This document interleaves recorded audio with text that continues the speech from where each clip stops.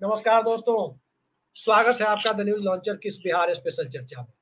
बिहार के सरकारी कर्मचारी भी नरेंद्र मोदी के द्वारा दिए गए universal pension unified pension scheme यानी यूपीएस से खुश नहीं है, जिसे केंद्र सरकार का बोनांजा माना जा रहा था, उसे कर्मचारी एनपीएस से भी खराब मान रहे हैं। कई सारे लोगों से हमने व्यक्तिगत तौर पर बात की, चाहे शिक्षक हो, क्लर्क हो, प्रोफेसर हो, आईएएस बीपीएससी वाले वीडियो सीओ साहब हो, चाहे किसी कचहरी के पेशकार या बड़ा बाबू हो, कोई भी हो, सब कह रहे हैं कि उन्हें ओल्ड पेंशन चाहिए। क्या नीतीश कुमार उनकी इस मांग को लेकर नरेंद्र मोदी पर दबाव बनाएंगे, क्योंकि बैसाखी उन्हीं की है। और इन सब से आगे जो राजनीतिक खबरें हैं, उस राजनीतिक खबर की बात करें तो जन सुराज में पूर्व केंद्रीय मंत्री देवेंद्र यादव शामिल हो रहे हैं, ऐसी चर्चा चल रही है। लेकिन सवाल ये उठता है कि क्या राजनीति में सभी फूके हुए कारतूस जो गुजरे जमाने के नेता हो गए, जिनके अंदर का स्पार्क, पॉलिटिकल स्पार्क अब खत्म हो चुका है, क्या प्रशांत किशोर इनके बूते ही नया बिहार गढ़ना चाहते हैं? देवेंद्र यादव आ रहे हैं, अच्छी बात है, लेकिन फ्रेश ब्लड, नए लोगों के लिए क्या प्रशांत किशोर के लिए कोई जगह है, जिस युवाओं के भविष्य की बात वो करते हैं? गोपाल मंडल, क्या बिहार में जुडिशियरी प्रशासन सब खुद ही हो गए हैं, जेडीयू के विधायक? वही गोपाल मंडल जो राजधानी ट्रेन में किस हालात में दौड़ते हुए जिनकी फुटेज बाहर आई थी। और इन सब से आगे बढ़कर देखें तो बिहार में पार्टियों में अदला बदली का खेल चल रहा है। चिराग पासवान के जिलाध्यक्ष तो यहां तक कह रहे हैं कि मोदी कोई देवता नहीं है, और गोधरा कांड के बाद, गुजरात के सांप्रदायिक बलवा के बाद रामविलास पासवान ने सांप्रदायिक ताकतों से हाथ मिलाने से इनकार कर दिया था, अटल बिहारी वाजपेयी की कैबिनेट को छोड़ दिया था। तो मोदी के हनुमान की पार्टी के नेता ये कहते हुए नजर आए, तो आखिर चल क्या रहा है? और इन सब के बीच बिहार के मुख्यमंत्री नीतीश कुमार कौन सी चाल चल रहे हैं? इन सारी परिस्थितियों पर चर्चा के लिए हम सीधे सीधे चलते हैं वरिष्ठ पत्रकार और जाने माने राजनीतिक विश्लेषक ऋषि मिश्रा जी के पास। ऋषि जी, बहुत बहुत स्वागत है आपका। जब से मोदी जी ने परसों अश्विनी वैष्णव, उनकी कैबिनेट के मंत्री, रेल मंत्री हैं कानूनी तौर पर, विधायी तौर पर, अब लोग उनको रेल मंत्री भी कुछ लोग कहते हैं। खैर, गठबंधन सरकार को सबसे पहले धन्यवाद देना चाहिए कि मोदी जी ने ट्रेनों को हरी झंडी दिखाना बंद कर दिया, सारा काम खुद करना बंद कर दिया। अब रेल मंत्री दिखने लगे हैं गठबंधन सरकार में। मैं ही प्रधानमंत्री, मैं ही रेल मंत्री, मैं ही प्यून, मैं ही क्लर्क, मैं ही चपरासी, मैं ही डॉक्टर, मैं ही इंजीनियर, मैं ही आईएएस। वो धंधा अब बंद हो गया, अब मंत्री दिख रहे हैं। लेकिन जो घोषणा वो लेकर के आए, यूपीएस यूनिफाइड पेंशन स्कीम, कि आखिरी 12 महीने का एवरेज निकाल करके तब पेंशन देंगे, और एनपीएस कटता रहेगा, वो एनपीएस कहाँ जाएगा पता नहीं। और इसके पुरानी पेंशन व्यवस्था में तो सरकार एक चवन्नी नहीं लेती थी किसी से, वॉलंटरी पेंशन देती थी अपनी तरफ से, अंतिम महीने की सैलरी के आधे से शुरू करके। बिहार के सरकारी कर्मचारियों का साफ कहना है कि किसी भी कीमत पर ये यूपीएस मंजूर नहीं है, और ओपीएस यानी पुरानी पेंशन व्यवस्था, जिसे अटल बिहारी वाजपेयी ने बंद किया था, और तब लालू प्रसाद यादव जैसे लोग भी उनके समर्थन में थे उस बंद करने के, उस पेंशन व्यवस्था को फिर से वो चालू कराना चाहते हैं कि उससे कम कुछ मंजूर नहीं। क्या लगता है? आप तो खुद सरकारी कर्मचारियों के परिवार से आते हैं, क्या लगता है आप? देखिए अभिषेक जी, मेरा ये मानना है और केंद्र सरकार का भी मानना है, केंद्र सरकार का ये मानना है कि ओपीएस और यूपीएस एक सा है। अश्विनी वैष्णव ने जो तर्क दिया, तमाम वो तर्क उन्होंने रखा कि ओपीएस से बेहतर यूपीएस है।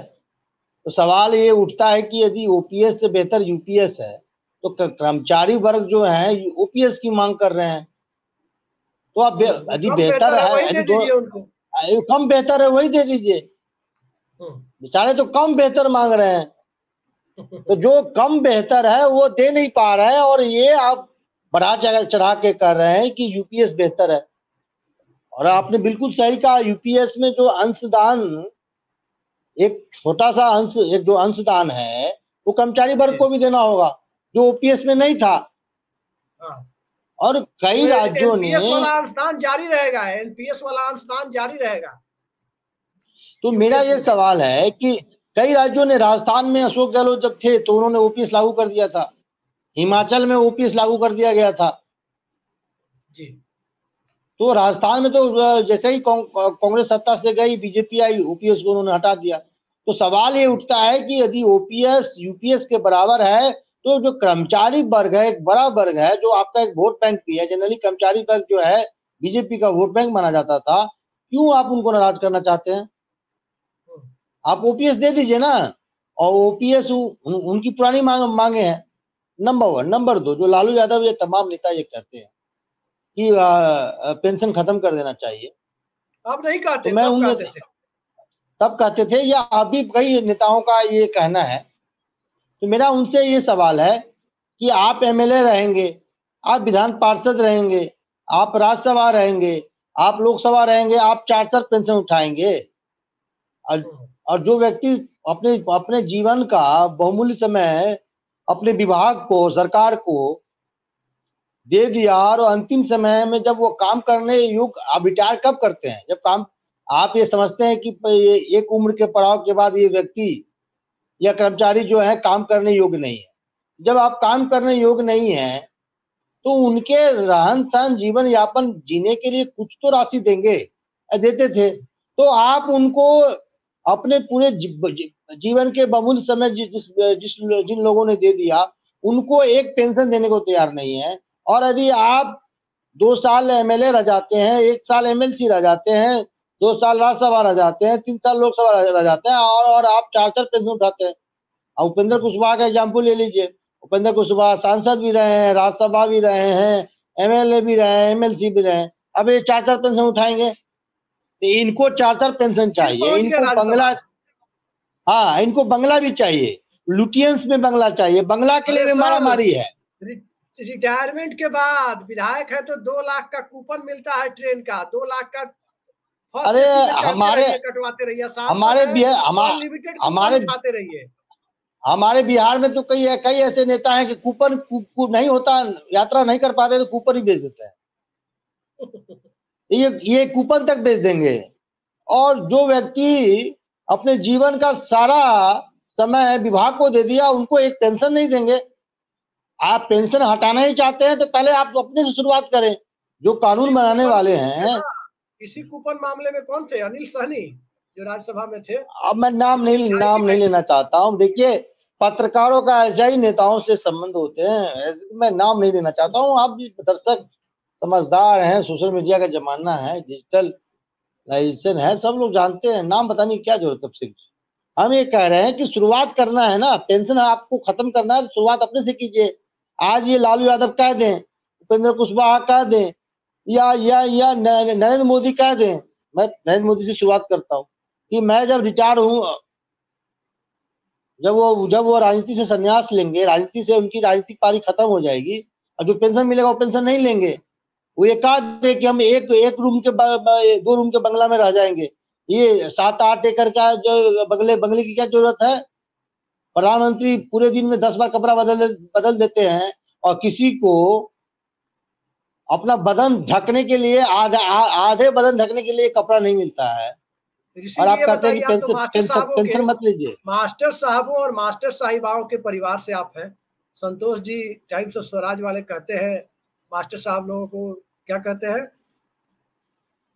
थम में मास्टरवा नहीं, देखिए लेकिन मास्टर साहब और मास्टर साहिबाओं का क्या रुख है पेंशन पर?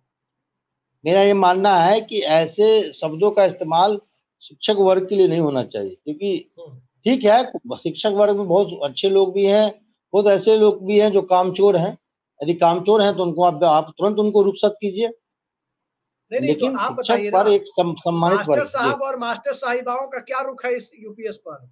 उनको ओपीएस चाहिए हर हाल में। देखिए, अब बहुत से लोगों को जो इंटरनल जो इसका जो स्ट्रक्चर है, पेंशन का क्या स्ट्रक्चर होगा, डीपली जानकारी नहीं है, लेकिन अभी भी लोग ऑन एवरेज जो है ओपीएस में अधिक विश्वास करते हैं कि सरकार को लग रहा है कि ओपीएस और यूपीएस बराबर ही है, तो हम लोगों को भैया लेकिन ऋषि जी जैसे जैसे सुनिए ना, जैसे जैसे गांव में दो भाइयों का बंटवारा होता है तो ये कहा दिया जाता है कि पहले बड़ा भाई चुन लेगा, तो या छोटा भाई चुन लेगा, तो जो अच्छा है चुन लो तुम, हमको ये अच्छा है हमको दे दो भाई, हमको ओपीएस अच्छा लगा दे दो, तुम यूपीएस तुम रख लो। मैं एक बात करके खत्म करूंगा अभिषेक जी, ओपीएस कर्मचारियों को दे दो और यूपीएस जो है नेताओं को दे दो। जी ऋषि जी, पहली बात तो ये कि मोदी जी ने घोषणा की है केंद्र सरकार के कर्मचारियों के लिए, वो उन्हीं के लिए कर सकते थे। अब नीतीश जी पर दबाव बढ़ेगा कि अब आप भी दीजिए, और वो भी यूपीएस नहीं है, उनको ओपीएस चाहिए। नीतीश जी क्या बिहार सरकार के कर्मचारियों को ढेला भर भी यूपीएस या ओपीएस देने के मूड में है? देखिए, दोनों में से एक तो कोई लागू करना ही होगा, क्योंकि महाराष्ट्र में लागू हो चुका है। जिन राज्यों में कुछ दिनों में विधानसभा चुनाव होनी है, उन राज्यों में इसकी शुरुआत हो चुकी है। महाराष्ट्र ने शायद कल ही इस चीज को लागू कर दिया है। तो अब आने वाले दिनों में बिहार और ऐसे तमाम राज्यों में आपको देखने को मिलेगा, या तो वो ओपीएस करें या यूपीएस करें, लेकिन दोनों में से कोई न कोई एक सिस्टम लागू करना पड़ेगा। क्योंकि आप चुनाव में जाएंगे और यदि केंद्र सरकार ने यदि यूपीएस की मंजूरी दे दी है, आप यूपीएस भी नहीं देंगे तो एक भारी भरकम नाराजगी आपको झेलना पड़ेगा। तो नीतीश कुमार ये नहीं चाहेंगे कि कर्मचारी वर्ग का गुस्सा का सामना करे, क्योंकि यदि कर्मचारी वर्ग, मान लीजिए बिहार में 10 लाख हैं, एक एग्जाम्पल में, एग्जैक्ट फिगर नहीं मालूम हमें, तो आप 10 लाख मत समझिए, वो 60 लाख वोट समझिए। एक परिवार में ऑन एवरेज 6 लोग भी हैं, तो 60 लाख जो वोट आप प्रभावित करेंगे। तो ये और 60 लाख जो है, सिर्फ 60 लाख ही नहीं करेंगे, यदि वो 6 लोगों को भी कन्विंस कर ले तो 60 लाख से 6 से गुना कर दीजिए। तो ये रिस्क जो है नीतीश कुमार नहीं उठाएंगे, और मुझे लगता है कि आने वाले दिनों में यूपीएस या ओपीएस नीतीश कुमार लागू करने जा रहा है। जी अच्छा, इसमें एक चीज और है, जो नौकरियां दी गई है करीब 3 लाख के करीब, अभी महागठबंधन सरकार में, नीतीश तेजस्वी सरकार में, नीतीश कुमार की ने ही नौकरियां दी है, उन्हीं की सरकार ने दी है। अभी और सुन रहे हैं कि 10 से 12 लाख भरेंगे, जितना भरेंगे सब पेंशन मांगेंगे। तो एक तरफ नौकरी दे रहे हैं, दूसरी तरफ माथा का दर्द बढ़ा रहे हैं कि भाई पेंशन वो देना पड़ेगा।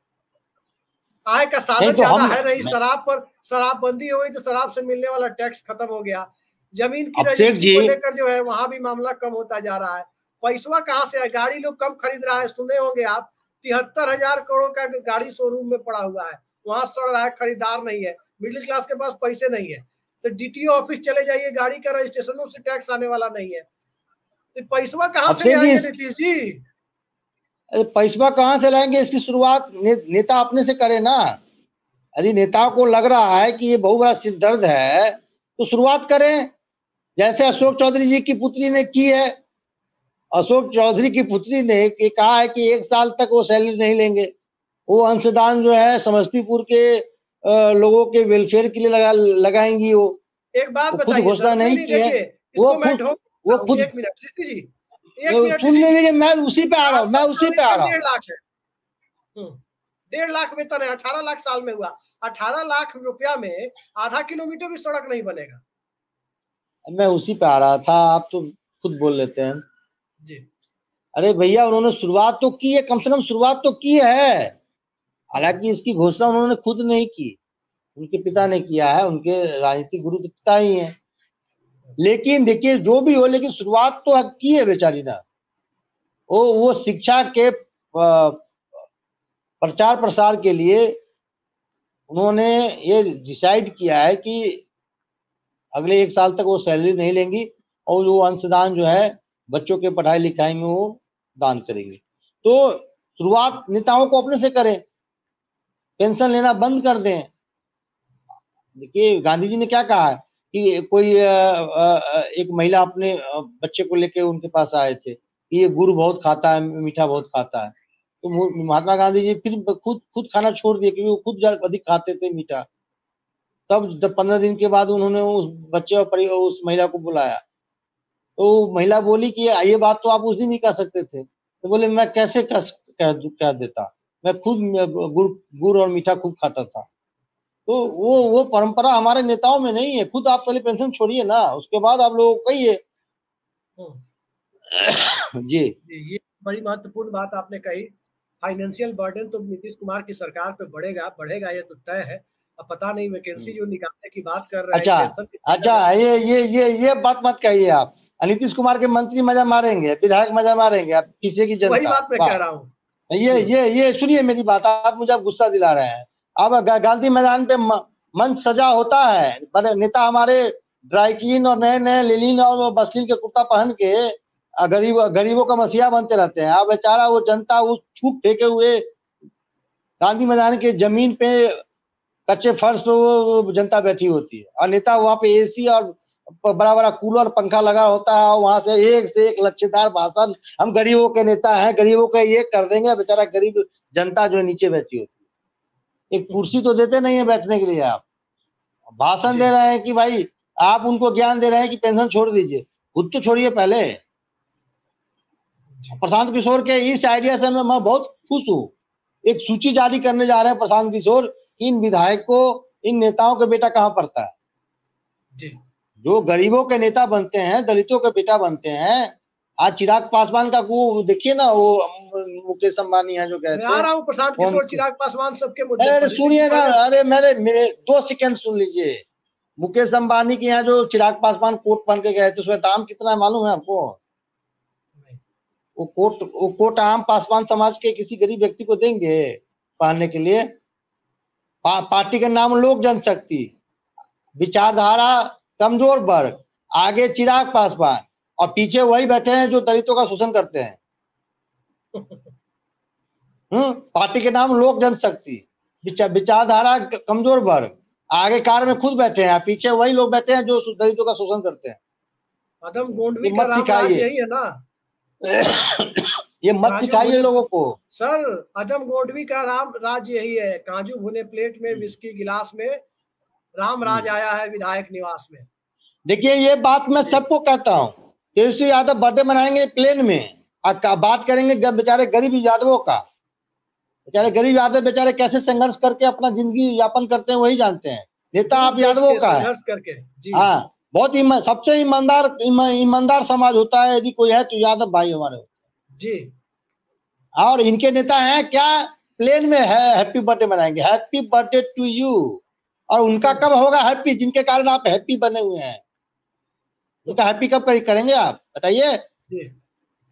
चलिए, हैप्पी कब करेंगे उससे पहले हम सीधे सीधे चलते हैं। कांग्रेस पार्टी का एक मुद्दा है। कांग्रेस के प्रदेश अध्यक्ष अखिलेश सिंह पर कुछ लोग सवाल उठा रहे हैं। वो तो खैर बदले जा रहे हैं जैसी चर्चा है कि उनके बेटे चुनाव लड़ने के बाद धरना प्रदर्शन में भी नहीं दिख रहे हैं, कहीं नहीं दिख रहे हैं। कहाँ चले गए? एक बार वो मोतिहारी से लड़े रालोसपा के टिकट पर, एक बार वो महाराजगंज से लड़े हैं कांग्रेस के टिकट पर, और पॉलिटिकल टूरिज्म पर बिहार आए और उसके बाद पता ही नहीं है। राजनीतिक गतिविधियों में लोग पूछ रहे हैं कि कहाँ है। राहुल गांधी भी दिख रहे हैं, प्रयागराज और देश के दूसरे हिस्सों में जा रहे हैं। पिछड़े वर्गों के बीच जाति गणना, आरक्षण बढ़ाने, सब मुद्दों को लेकर के मुखर है। तो राजीव गांधी के बेटे दिख रहे हैं संघर्ष करते हुए, अखिलेश प्रसाद सिंह के बेटे नहीं दिख रहे हैं क्या? अरे हम ये कह रहे हैं, जितने नेताओं के पुत्र को टिकट दिए हैं उनको कल परसों जो पटना में प्रोटेस्ट मार्च हुए हैं, इस तपती हुई धूप में देखे हैं आप? चाहे वो आकाश सिंह हो या अंशुल अभिजीत हो या तमाम केंद्रीय मंत्री के जो पुत्र हैं या पुत्रियां हैं जो राजनीति में आना चाहते हैं। अखिलेश सिंह तो थे ही, पत्रकार लोग उनका इंटरव्यू लेने भी गए थे। अरे भैया, मैं अखिलेश सिंह की बात कहा है क्या? प्रदेश अध्यक्ष हैं, यात्रा में नहीं है, तो ये तो सबसे बड़ा दुर्भाग्य होगा। पार्टी के मुखिया हैं, वही प्रोटेस्ट कर रहे हैं, वही नहीं होंगे, वो तो है ही। पत्रकार लोग माइक सटा देता है तो गुस्सा भी जाते थे उसी में। ये तो सौभाग्य है कि इस लायक आपको पत्रकार समझता है कि आपको बाइट ले। आम लोगों का बाइट लेता है पत्रकार? नहीं लेता है ना। तो ये तो अखिलेश सिंह का अपना अप्रोच है, और मेरा ये मानना है कि आप राष्ट्रीय पार्टी के किसी राज्य के प्रदेश अध्यक्ष हैं और आपको इस प्रकार का सुचिता और आपकी जो सभ्यता है नहीं दर्शानी चाहिए। यदि यही सुचिता और सभ्यता आपकी रहेगी तो आप पार्टी को मजबूत नहीं करेंगे, कमजोर करेंगे। और जिस पत्रकार के साथ इस प्रकार का व्यवहार किया गया, आप उसका कार्य प्रणाली देखिए, वो बहुत ही ईमानदार लड़का है जी। वो किसी को पकड़ता नहीं है। यदि यदि यदि सवालों का बौछार करना होता है तो ये नहीं देखता है वो जेडीयू का है या बीजेपी का है या कांग्रेस का है। तो ऐसे ईमानदार पत्रकारों का आप उनके साथ दुर्व्यवहार करेंगे तो ये पार्टी लीडरशिप की जरूरत है। और आपके सवाल पे आता हूं, संघर्ष करेंगे कार्यकर्ता, लाठी खाएंगे कार्यकर्ता और टिकट मिलेगा नेता के बेटे बेटियों को। ये तो राहुल गांधी को सोचना है ना। संघर्ष का उस दिन कौन कर रहा था पटना में? आकाश सिंह थे, अंशुल अभिजीत था। अच्छा, वो ये लोग नहीं थे, लेकिन बिहार की राजनीति में जो लोग एक्टिव हैं उसमें एक विधायक है, बहुत चर्चित विधायक।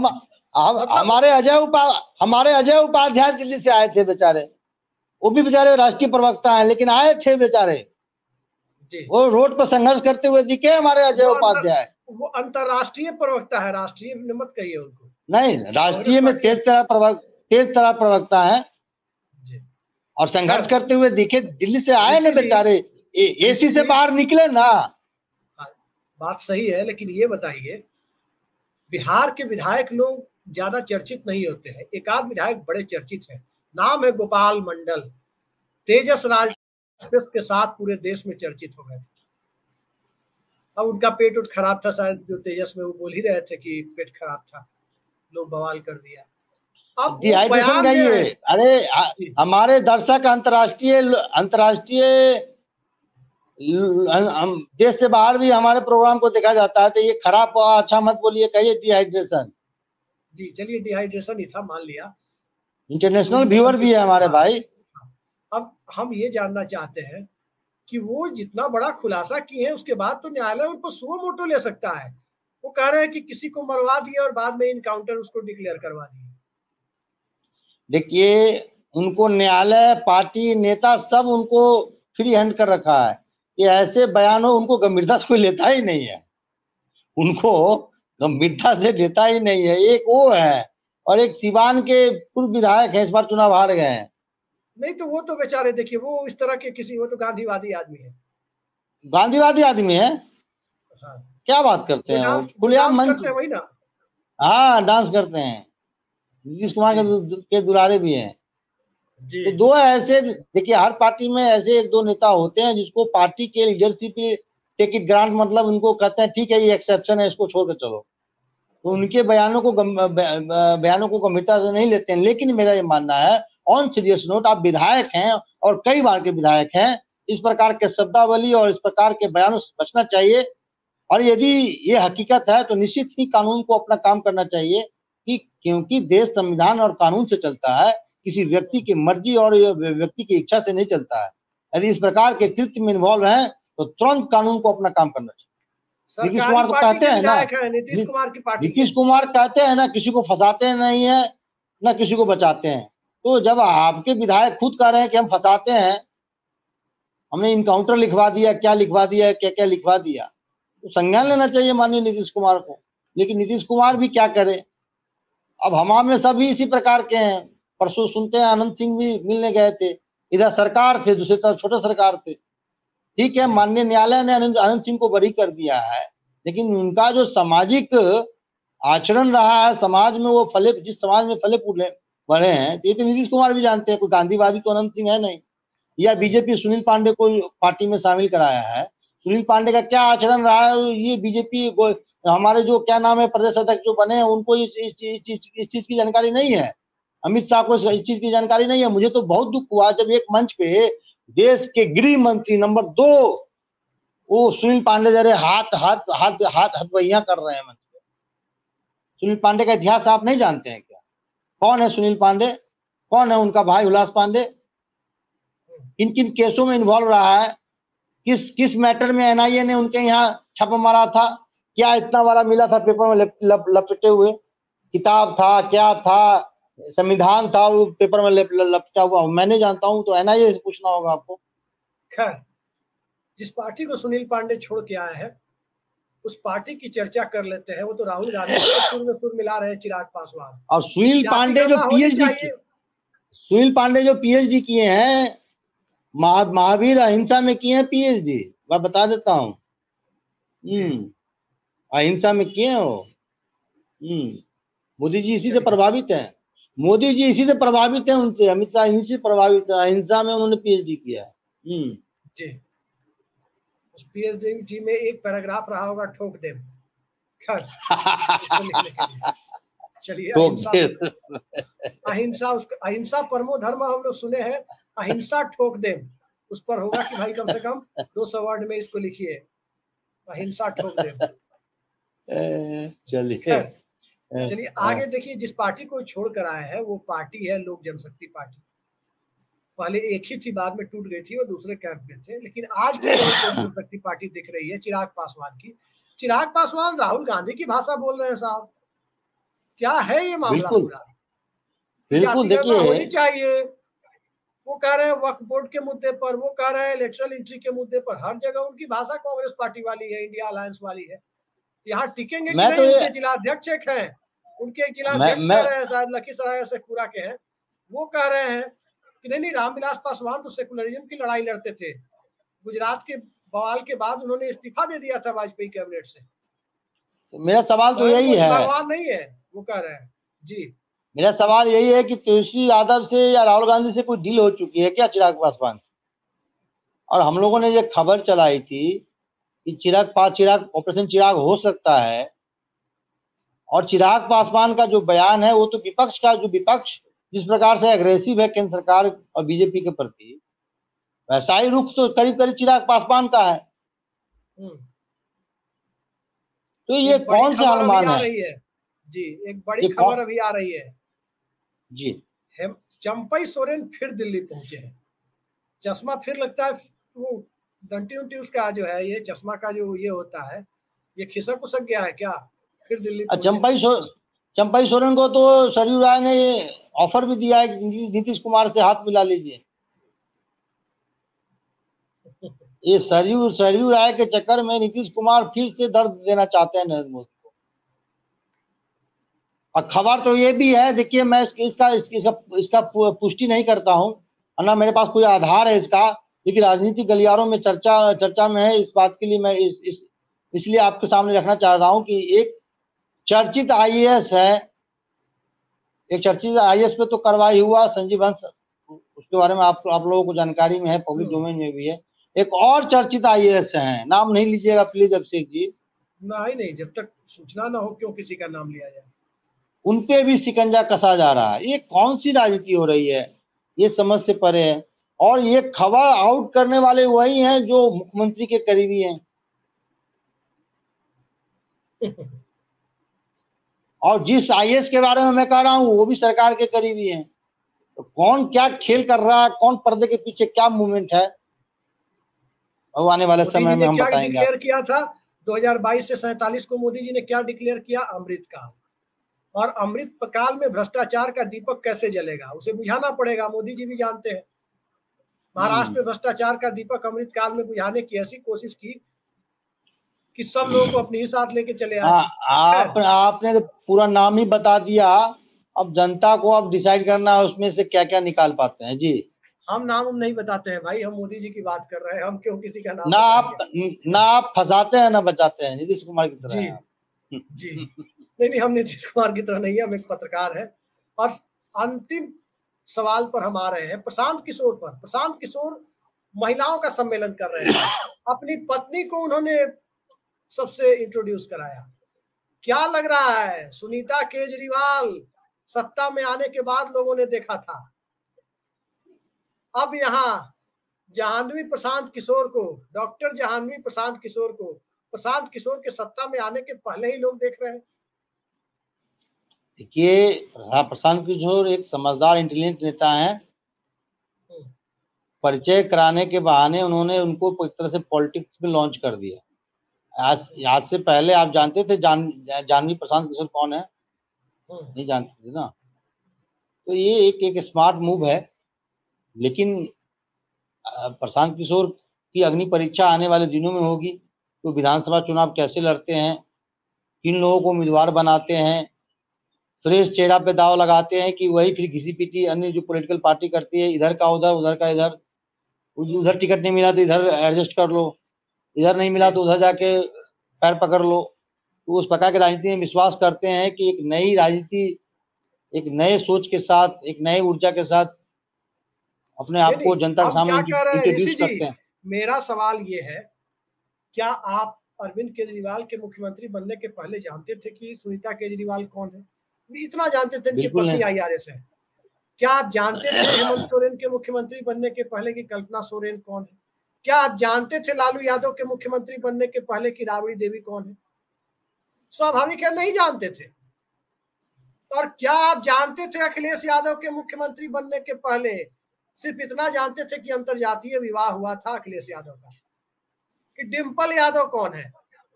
लेकिन आज की तारीख में आप देखें, बाकायदा इंट्रोड्यूस कराया प्रशांत किशोर ने, तो क्या माना जाए, राबड़ी देवी और कल्पना सोरेन की तर्ज पर प्रशांत किशोर ने भविष्य में ईडी के दुरुपयोग की परिस्थिति का प्लान भी जनता के सामने इशारों में रख दिया है कि अगर सत्ता में आए तो ईडी भी आएगी। देखिए, प्रशांत किशोर सोच रहे हैं कि कोई एक ऐसा आदमी, विश्वास पर, राजनीति में आप किसी पे विश्वास नहीं कर सकते। अब दामाद ससुर को पटकनी दे दे, आपने तो देखा है, आपने तो सभी चीजों को देखा है अभिषेक जी, कि किस प्रकार से चंद्रबाबू नायडू एनटी रामाराव को राजनीति में पटकनी देके सत्तासीन हो गए। तो राजनीति में सबसे वफादार कोई यदि परिवार में कोई होता तो पत्नी होती है। देखे, जब अरविंद केजरीवाल जब जेल गए तो ऐसे तो कहने के लिए अरविंद केजरीवाल बहुत सिद्धांत की बात करते हैं, लेकिन उन्होंने इंट्रोड्यूस किसको किया? अपनी पत्नी को किया। इसी तरह हेमंत सोरेन या गांधी परिवार में देखिए, राजीव गांधी के बाद कौन? सोनिया गांधी। सोनिया के बाद कौन? राहुल और प्रियंका में भी देखा गया है कि बेटा कौन है। तो ये सब सामाजिक जो स्ट्रक्चर है, एक जो हमारे यहाँ परंपरा है। अब प्रशांत किशोर भी कोई भगवान ब्रह्मा जी का अवतार थोड़ी है, वो भी इंसान है। अब पार्टी में वो सब कुछ देख रहे हैं, तो एक सेकेंड लाइन लीडरशिप भी हो जो अन्य चीजों पे भी देखे कि कौन गड़बड़ कर रहा है, कौन किससे मिल रहा है, कौन किससे रिलेशन बढ़ा रहा है। जैसे ऐसे कहा जाता है कि नीतीश कुमार की जो गुप्तचर एजेंसी है, वो हिंदुस्तान में ऐसी गुप्तचर एजेंसी किसी नेता की नहीं है। अब आरसीपी सिंह का पुल कैसे खुला मालूम है आपको? आरसीपी सिंह को कोई गांधी, हाँ सुनिए ना, कोई गांधी है MLC, आजाद गांधी ऐसे समथिंग, उन्हीं का बंगला आवंटित किया गया था उनको। और वहां पे जो कोई कुक था, उन्होंने, दिल्ली में कुक की जरूरत थी तो पटना से दूसरे कुक को भेजा गया, ऐसी चर्चा है। तो उन्होंने नीतीश कुमार या मैसेज भिजवाया नीतीश कुमार के करीबी लोगों के पास कि साहब के विरुद्ध कुछ न कुछ यहाँ पे प्लानिंग चल रहा है। देर रात यहाँ भूपेंद्र यादव और तमाम ऐसे नेता आते हैं। तो नीतीश कुमार की जो गुप्तचर एजेंसी है, आज नीतीश कुमार प्रासंगिक क्यों बने हुए हैं? कोई भी नेता उनके पार्टी में तोड़फोड़ क्यों नहीं कर पा रहा है? उनकी जो गुप्तचर एजेंसी है बहुत तगड़ा है। तो वही नीतीश कुमार के शिष्य रहे हैं प्रशांत किशोर, उनके अंडर में काम किया कुछ दिनों के लिए। तो भाई वही गुप्तचर एजेंसी वो बनाना चाह रहे होंगे, पत्नी को कह रहे होंगे कि भाई देखो भाई कौन कौन क्या कुछ गड़बड़ सड़बड़ तो नहीं कर रहा है। तो यही है, उन्होंने पत्नी को इंडायरेक्ट रूप से इंट्रोड्यूस किया है। ये बताइए, कहते हैं कि अपने बच्चों का भविष्य देख करके वोट दीजिए। लालू जी बहुत अच्छे पिता है, अपने बच्चों का, अपने परिवार का बड़ा ख्याल रखते हैं। तो प्रशांत किशोर भी ख्याल रखते हैं, इंट्रोड्यूस कर ही दिया। देवेंद्र यादव की चर्चा है कि वो शामिल हो सकते हैं। आखिरी सवाल हमारा, देवेंद्र यादव कितने कारगर होंगे प्रशांत किशोर के लिए? अब तो लगता है 80 से कम नहीं होंगे। अब देवेंद्र यादव सलाहकार मंडली में यदि रखना चाहते हैं तो रख सकते हैं। चुनाव लड़ने की स्थिति में तो है नहीं, दौड़ धूप उतना करेंगे नहीं, एक उम्र का पड़ाव भी है। सलाहकार मंडल कहिए, मार्गदर्शक मंडल कहिए, जो कहिए, आडवाणी जी हैं, मुरली मनोहर जोशी जी लोग हैं, तो ऐसे वो प्रशांत किशोर उनका इस्तेमाल कर सकते हैं। अब देखिए प्रशांत किशोर क्या करते हैं। गुलाब यादव टाइगर को क्यों नहीं ले रहे हैं अपनी पार्टी में? गुलाब यादव बेचारे खुद टाइगर हैं, जानते हैं। और प्रशांत किशोर यहाँ क्या मिलने वाला? संघर्ष सबको अच्छा नहीं लगता। आज की तारीख में एक्टिव पॉलिटिशियन है, राजद से उनका नाता टूट चुका है और देवेंद्र यादव से राजनीति में ला सकते हैं। भाई साहब, राजनीति में किसी का नाता टूटता नहीं है, न जुड़ता है। हम्म, परिस्थिति के हिसाब से टूटता है, जुड़ता है। अब जी, विधानसभा में जुड़ जाएगा, लोकसभा में टूट गया था, विधानसभा में जुड़ जाएगा। अब जी, लालू यादव भी जानते हैं कि मजबूत नेता है गुलाब यादव। हम्म, हमारे हमारे पार्टियों को, जो तमाम बिहार या हिंदुस्तान में जितनी तमाम पार्टियां हैं, उनको सिद्धांत और नैतिकता से क्या लेना देना। कैसे भी चुनाव जीता है। आनंद सिंह कितने ठसक के साथ नीतीश कुमार से मिलते हैं मुख्यमंत्री आवास में। जी, अब क्योंकि जरूरत है, विधानसभा चुनाव आने वाला है, कई क्षेत्रों में प्रभाव डाल सकते हैं आनंद सिंह। जी, तो ऐसे मजबूत लोगों की दरकार होती है। अब बीजेपी देखिए, बीजेपी तो क्या कहती है कि अंतर्राष्ट्रीय लेवल की पार्टी है, लेकिन उनको भी तरारी में सुनील पांडे की जरूरत है।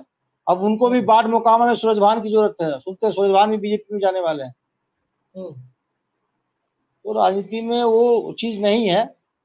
अब मुझे नहीं लगता है प्रशांत किशोर भी इससे बच पाएंगे। चलिए अब देखते हैं प्रशांत किशोर बच पाए या ना बच पाए। 2 अक्टूबर का इंतजार है। गांधी जयंती के दिन पटना में प्रशांत किशोर किस तरह से अपनी रणनीतियों को आप लॉन्च करते हैं। जी, और बड़ा महात्मा सवाल ये है। देखिए, जी, महात्मा गांधी, भगत सिंह कितने होते हैं। भगत सिंह का हम लोग बहुत सम्मान करते हैं, हम्म, चंद्रशेखर आजाद का बहुत सम्मान करते हैं, लेकिन कोई अपने परिवार में भगत सिंह, चंद्रशेखर आजाद नहीं चाहता है। जी, गांधी ने पूरे देश को आजाद करा दिया। एक नाथूराम गोडसे ने गांधी को आजाद कर दिया। तो ऐसा कुर्बानी कौन देना चाहेगा। हर भगत आदमी सिंह राजनीति में बनने आ के रहा लिए। है। हर आदमी राजनीति में सामाजिक कार्यों में, समाज के उत्थान के लिए नहीं आते हैं, अपने उत्थान के लिए आते हैं, अपने नाम, नेम, फेम, पैसा के लिए आते हैं। अब नहीं, बता दीजिए, आप देखिए। हिंदुस्तान में कोई एक नेता का नाम बता दीजिए जो नेम, फेम और पैसा से उसका संबंध नहीं हो। देखिए, नेम फेम से तो करीब सबका है चाह। कुछ राजनेता अभी भी इस देश में है जिनको पैसे के लिए आप कह सकते हैं कि निजी तौर पर वो पैसे से दूर रहे। अब तक के रिकॉर्ड के मुताबिक देखें तो सक्रिय राजनीति में नीतीश अब कुमार है। बाबा नागार्जुन तो मुझे दिखता नहीं है कोई। अब सब कुमार सक्रिय विश्वास दिख राजनीति में रहा है आप हमको। देखें नीतीश कुमार है। बुद्धदेव भट्टाचार्य का हाल ही में देहांत हुआ है। पश्चिम बंगाल की और मानिक नीतीश, देखिए, सरकार। नीतीश कुमार ठीक है, लेकिन नीतीश कुमार के छत्र छाया में कितने चूहे बिलार बने हैं, ये आप भी जानते हैं। जी, इस बात के लिए तो नीतीश कुमार आलोचना से बच नहीं सकते। बिल्कुल सही आपने कहा। और बिहार की सियासत एक ऐसे मोड़ पर खड़ी है जिस मोड़ पर एक तरफ बदलाव की जद्दोजहद तो दूसरी तरफ विकल्पहीनता की स्थिति। और इन दोनों ही परिस्थितियों में नीतीश कुमार के लिए कुछ हद तक आदर्श स्थिति। लेकिन ऊपर से पेंशन की टेंशन आ गई। इलेक्शन मशीनरी पूरी तरह से सरकारी कर्मचारियों और मार्ट साहबों, बिहार में मास्टर साहब को मार्ट साहब कहते हैं, मार्ट साहबों के हाथ में होगी। तो उस परिस्थिति में नीतीश कुमार की टेंशन बढ़ने वाली है, क्योंकि मार्ट साहबों की जो इलेक्शन मशीनरी को कंट्रोल करते हैं, उसकी ताकत को नीतीश कुमार ने 2013 के महाराजगंज लोकसभा के उपचुनाव में देख लिया था कि किस तरह से पूरे बिहार के मार्ट साहबों ने, जिनकी भी इलेक्शन ड्यूटी लगी थी, उस पूरे इलेक्शन को बहुत हद तक कथित तौर पर प्रभावित किया था। तो इस टेंशन से वो कैसे उभरते हैं देखा जाना है। ऋषि मिश्रा जी आए, समय निकाला हमारे लिए, हमारे दर्शकों से इतनी महत्वपूर्ण बातें साझा की। बहुत बहुत धन्यवाद आपका। नमस्कार।